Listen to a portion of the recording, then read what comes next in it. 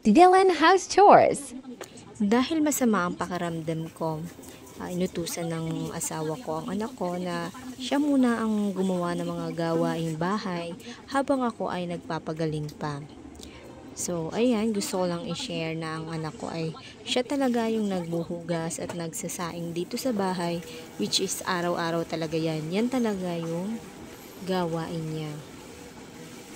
Pero syempre, hindi naman laging ganyan na mabilis utusan ang mga bata.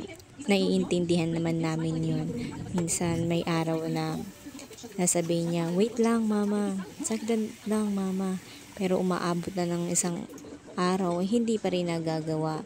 At naiintindihan naman namin yun. Pero syempre, pinagsasabihan pa rin namin na kailangan pa rin yan tumulong sa bahay, mga gawain.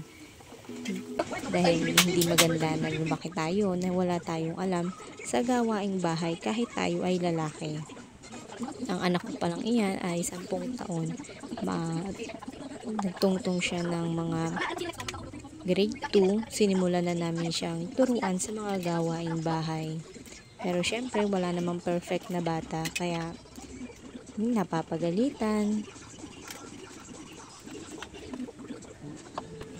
Ganun pa man, malaki ang pasasalamat ko sa anak ko dahil ganitong panahon ay natutulungan niya ako sa mga gawaing bahay.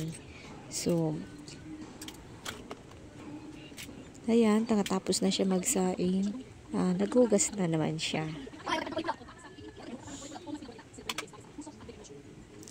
Tinitingnan pa rin naman namin ang mga pinaghugasan niya kung maganda. At syempre, pag may mga nakita pa namin may sabon-sabon pa, kasi nasabi namin yun sa kanya na hindi dapat ganyan tayo magbanlaw, dapat ganito, ganyan.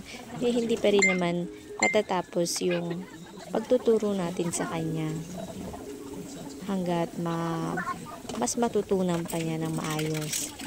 Kasi syempre bata, mahilig yan maglaro. Kaya minsan, di ba, minamadali na nila yung mga gawain para sila ay makapaglaro.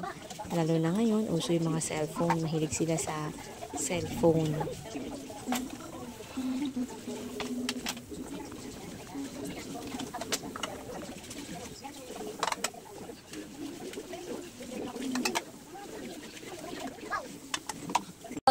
Hello! Malapit na maluto ang ating